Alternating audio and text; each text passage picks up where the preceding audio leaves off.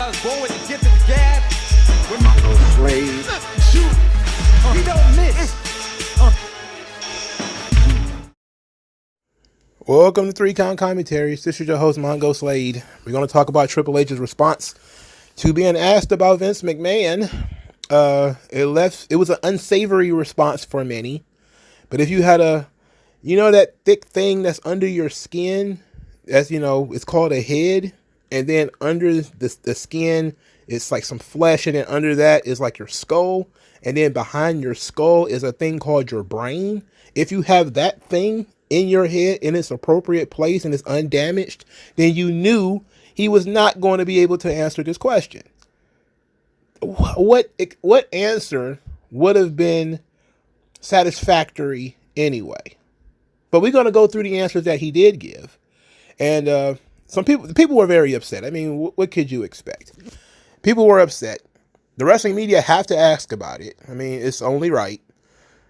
But I don't know what answer they were expecting. So let's go through the first time. Well, one of the times he was answered the question, which was by John Alba of, I guess he was working there on WWE board. And John Alba. I keep cutting myself off. He's working there on behalf of Fightful. I don't know if he works for Fightful or if this was just like a temporary thing. I don't know what's going on. And I don't ask any questions. So here we go. John Alba, Fightful. Speaking of the business side of things, it was about a year ago the WWE Board of Directors unanimously opposed Vince's return to the company as executive chair due to the ongoing investigations at the time before ultimately voting him back into power. You, Stephanie, Nick Khan, you were part of that. What degree of knowledge of the current accusations against him did you guys have at the time, and how does the situation affect WWE's relationship with partners going forward? I want to say this, though. That's a good question. That is a very good question because it involves Triple H and why they chose to vote him back into power even after they unanimously voted for him not to return. So this is basically saying, why did you change your mind?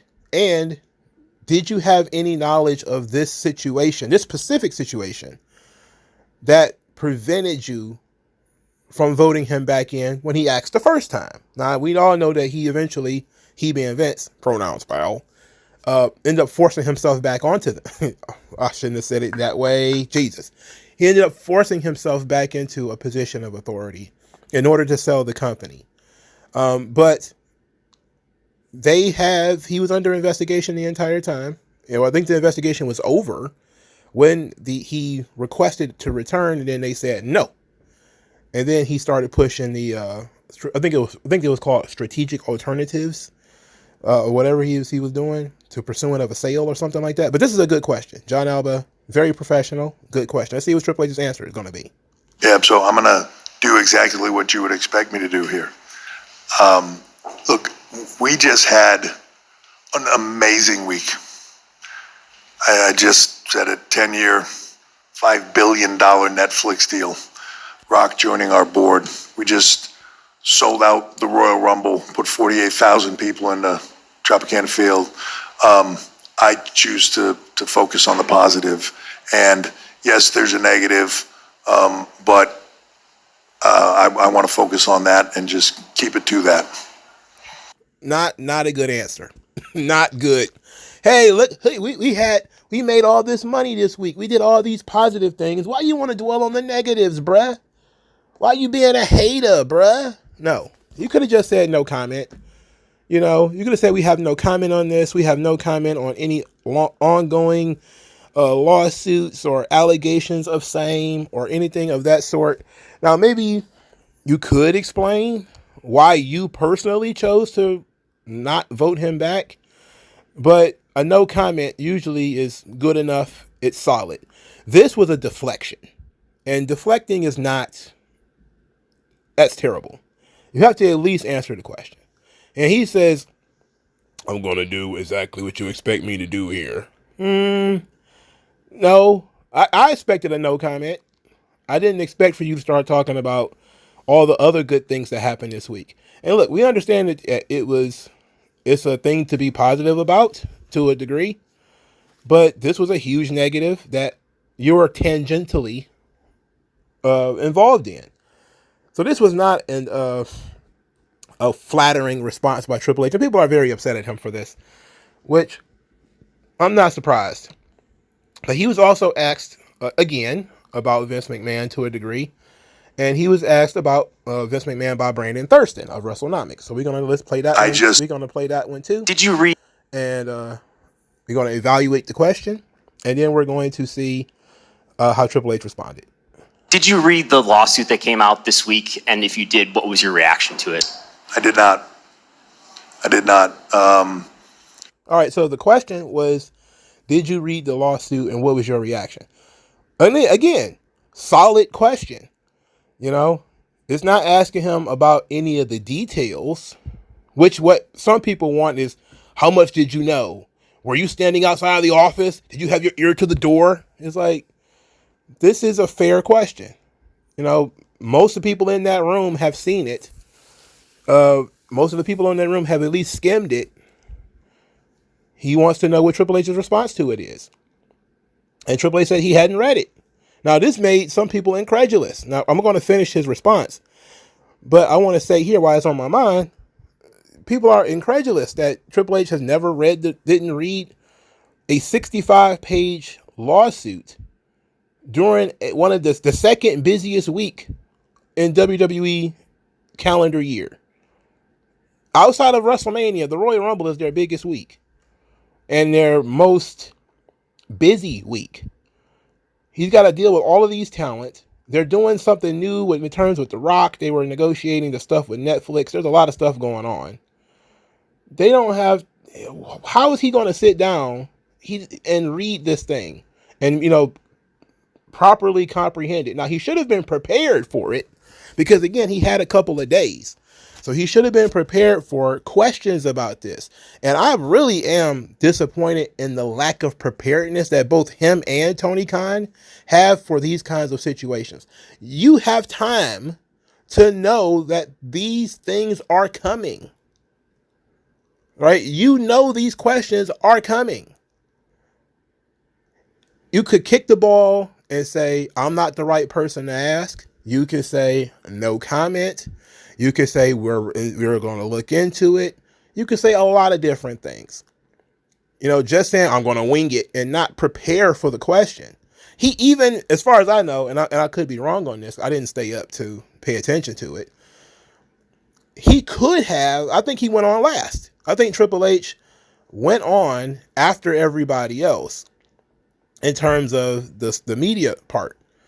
That being said, he had time to craft, he still had time to craft a better answer than, I found out when everybody else found out and I didn't read it. So now I guess we won't talk to you for another, who knows how long until we do another media scrum, which probably going to be after WrestleMania, at which point there'll probably be more documents. McMahon's response is likely to have been posted by then and all this kind of stuff. So I am deeply disappointed in the people not being prepared for these questions. It is so stupid that as an executive, you go on television completely unprepared, knowing that this kind of thing is going to be asked. How could you be so unprofessional? Let's get to the rest of Triple H's answer, though. I think Cody mentioned it, that we all found out in real time when you were. And that's the truth. I'll go back to what I said before. This is an amazing week for us. And I just, at this point, I don't even want to get bogged down in the negatives of it. I just want to focus on the positives and where we're going. And we're at the most exciting time of the year for us. We're at the most exciting point, to me, business-wise, I think, that we've ever had. I think Cody might have said I don't exactly remember how he said it, but the best positioning of this company since the Attitude Era. I've been through that era. I understand what it's like. I feel like we are in the middle of something that, while we might not be able to put our finger on it right now, 5-10 years from now, we're going to be saying, like, wow, what a time that was. So no response. You just want to talk about the positives, which, look, that's one way of handling it. Again, you could just say, I did not read it and have no comment on it. Yes, it's a cop-out to say no comment. But it's better than deflecting, saying we don't want to deal with this very serious issue, which, again, tangentially involves me. I want to talk about the success that we're undergoing, which is fine. You want to talk about and tout the success, but this is a very serious news issue that is floating around. You should be prepared to answer the question, or you should just have a knee-jerk reaction and say no comment. But here's my thing. I think he was asked this question again. He still didn't give anybody anything. I said this on the live stream, but that thing I think was 2 hours. Most people are not going to sit through it. What answer did you expect Triple H to have? What would have been a responsible, what would have been a satisfying answer to either of these questions? What did you expect Triple H to say? Is my thing. If you ask somebody a question, you need to be able to visualize in your mind what the response is going to be. Or you ask somebody, is the sky blue? They're going to look up and confirm, or they're going to say, answer off the top of their head, or whatever the case may be, depending on their level of preparation and what kind of person they are, personality-wise, etc. But it's a direct question. They can say, I don't know. They can say blue. They say, I think blue, whatever. But in this kind of situation, you're asking somebody about sex trafficking. Hey, did you see any sex trafficking while you worked in the office? Like, what the hell kind of question is that? Is he supposed to say yes? Yeah, I saw sex trafficking in the office and nobody did it. Come on. Oh yeah, I saw a violent rape. What? That was not. Then it just opens up more questions. Oh, you saw a violent rape and you didn't do anything. Why didn't you do anything? Why didn't you tell anybody? It's like there was no answer that Triple H could give that was going to be satisfactory because he's not principally involved in this. The way we need to understand this lawsuit and this situation is, and I really thought about it, like imagine that you're in a restaurant, you're on a date, and 2 tables over, there's a couple arguing, and they're yelling back and forth at each other. You gonna look over there and see what's going on. You're like, what the hell? They're over there arguing, man. They're getting into it. And then the waiter comes over and asks you, what do you think about them arguing over there? Who do you think is right? Who do you think is wrong? What do you know about it? And you're like, that don't really involve me. I'm just, they're just screaming and yelling. It is what it is. I have no opinion other than I want them to shut the fuck up. I have no real opinion on what they're yelling about. She could be yelling about anything. I have no opinion on, I can't pick and choose whose side I'm on in a situation where there's just 2 people arguing and I just happen to overhear it. If you're over your homeboy house and he get into an argument with his girl, you have to sit there and pretend you ain't listening. You just got to, or step outside. Like you got to hope they go in a quiet room and handle it themselves. That's what's going on with these lawsuits and all this kind of stuff is usually it's 2 people, you're not really involved, and third parties, well, fourth parties, because you're a third party, so it'd be like a fourth party is walking up to you saying, what do you think about this argument between these other people way over here that you might not know anything about, and you might not even know these people that well? We don't know how well that, we know he knows Vince, obviously. We don't know if he knows Janelle Grant or who she is, if he ever met her. We don't know that. How could he have or formulate an opinion on the relationship that he might not have known about in this situation? It really does not make sense. And then the worst thing is they start asking talent about this. They're stopping Nia Jax, asking her. They're asking Cody. Asking Natalya. Like, why are you asking the talent about this? They weren't there. They weren't in the room. They can't offer anything substantive to this conversation. And this is why I think Vince McMahon stepping down was absolutely the right thing to do. Because you do put talent and you do put other executives in a bad position. You know, even if you didn't do it, whether you did it or didn't, look at the position you put other people in. Now they have to try to figure out how they're going to respond to this horrible situation that you found yourself in because you can't control your penis or your hose. You know? So I don't know what answer they expected Triple H to give. It was similar to Tony Khan. Tony Khan being the CEO of the company, however, is a little bit different.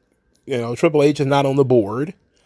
I think he was on the board during the time Vince forced himself back onto the board, which is why John Alba's question was better. But he can't have any firsthand knowledge of the relationship between Triple H and between Vince McMahon and Janelle Grant. He can't have that information.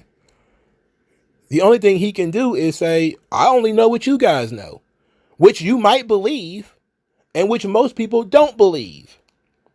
Well, I shouldn't say most people. There's a lot of people who don't believe it. Let's say that. That's more appropriate, right? Most people don't believe it. But again, I said before, it's not like Vince brought Janelle Grant to Thanksgiving dinner and showed her around to the grandkids. You know, he didn't bring her to the office party in front of everybody. She was what they call, I guess, a sneaky link, right? It was supposed to be just a thing that he knew about. And maybe if they were doing threesomes, maybe somebody else knew. But it wasn't they were dating towards marriage kind of situation. That did not seem to be it. If that was the case, he wouldn't have ended it when Linda found out. So we're looking at a situation where his father-in-law was banging some chick. He may have known about it. He may not. It's a perfectly reasonable question to ask if he knew about that, you know, or if that was one of the reasons why he chose not to vote him to come back. Again, I like that question. But asking him his opinion on the lawsuit, what kind of response could he possibly have? You're not just talking about a guy who was his boss. You're talking about the grandfather of his children. What answer was going to be satisfactory? A no comment is not satisfactory, but it's pretty run of the mill. And that's about what I expected. I didn't expect a deflection. I expected no comments. And no comment would have been fine. But other people are expecting that Triple H is going to give you this long, detailed answer, or he's going to stand on principles and, you know, do all this, explain his reasoning. He's not going to do all that. It was like 1 a.m. when they did this thing. He'd been working all day. Now, he should have been prepared. Again, he could have went out first, dealt with it, and called it a day. Apparently, he went on last, still was unprepared. But I don't know what answer he could have given that would have been satisfactory to these people anyway. But let me know what you think, and I'll talk to you guys later. MagMongoSlade. Best house I ever drew, Daddy.